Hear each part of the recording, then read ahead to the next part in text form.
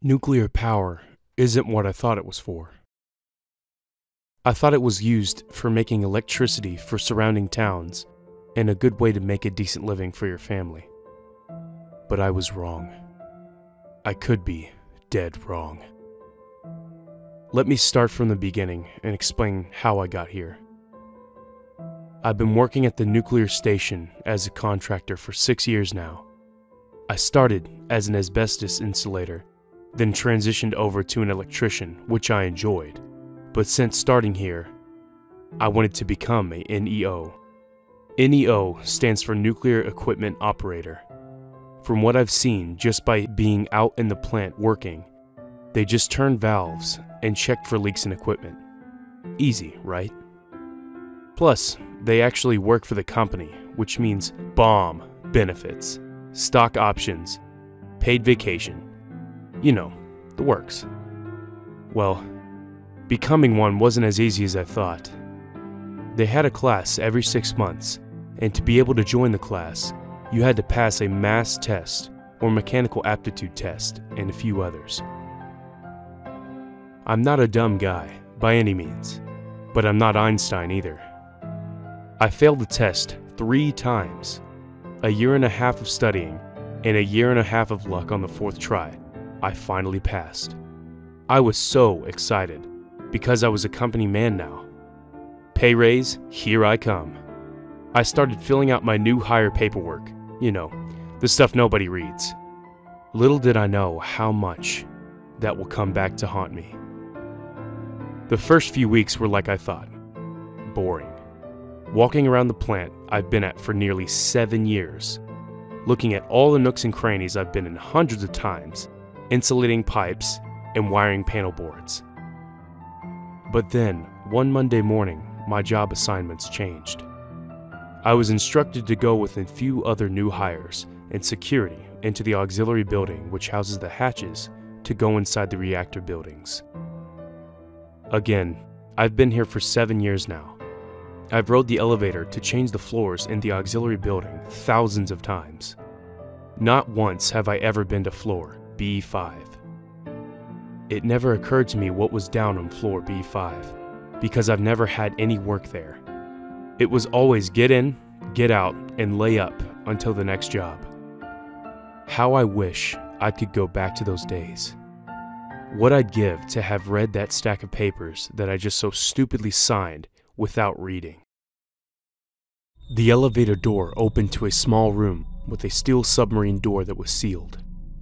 To the left, there were steel-clad bodysuits we were instructed to put on. With hours and hours of training on nuclear power and radiation, we knew that these are not designed to stop radiation. One of the new hires questioned this and was sharply told to put it on. We donned suits without further inquiry. The suits were heavy and smelled of urine. I had to breathe through my mouth so I didn't vomit. When we were ready to go, security called up to the control room to have them open the door.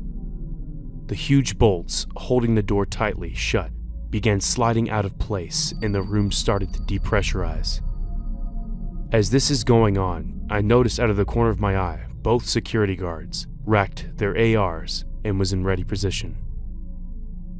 They slowly backed into the elevator, covering us from something until the elevator door slammed shut. That's when I saw the blood-stained claw marks.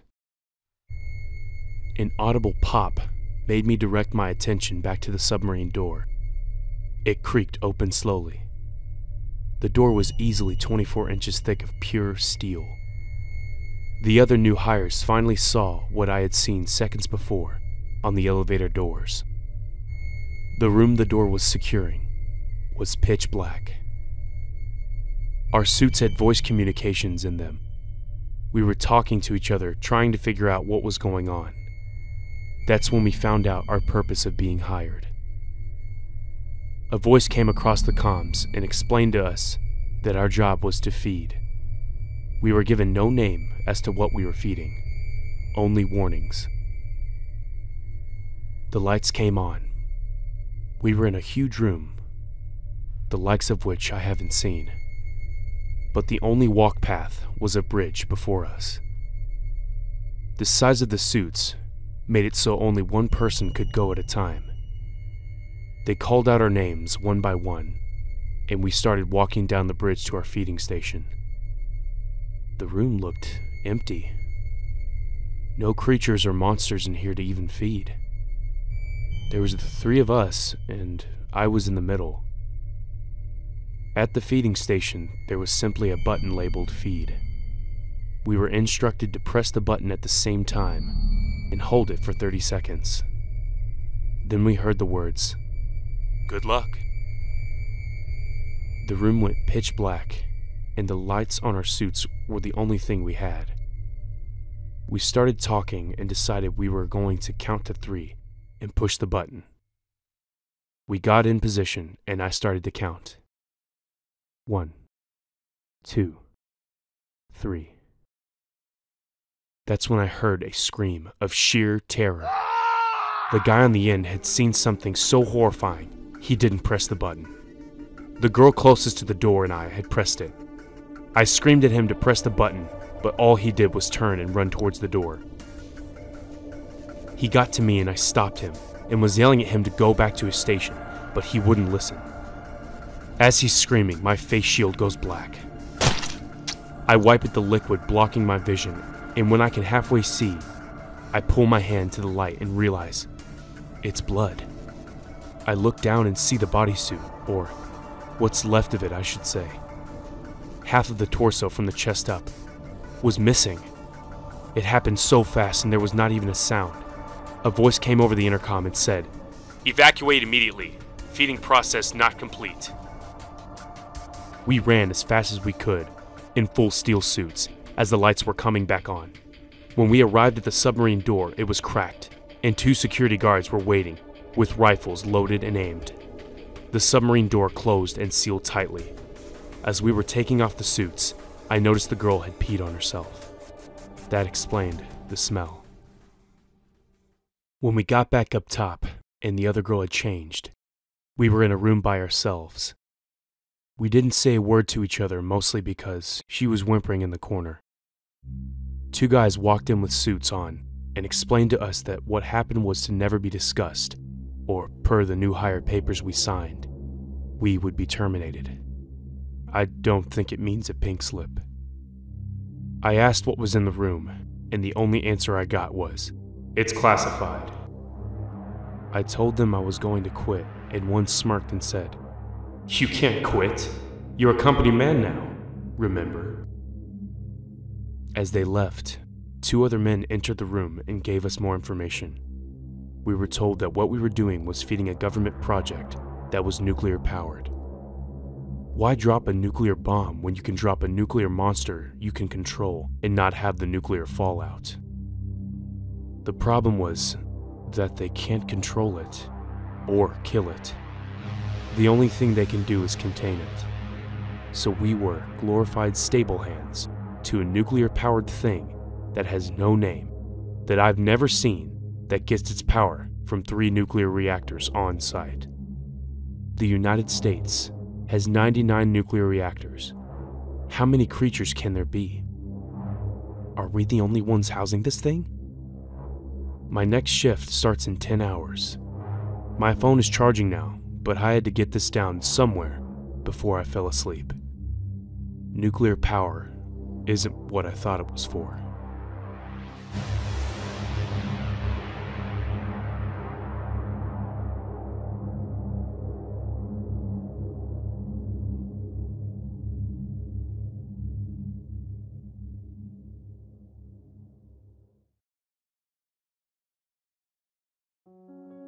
What up, guys? This is Graveyard Golgotha, and thank you so much for watching. First off, I just wanted to say to all my subscribers out there, I'm sorry about my recent lack of uploads. But the reason behind the recent lack of content is because I have something big coming in the end of May. I can't tell you exactly what that is, or it would ruin the surprise. I guess you will just have to wait and see. But if you are new to my channel, or like this video, please leave a comment, share this video, and hit the bell to receive notifications for when I upload a new video.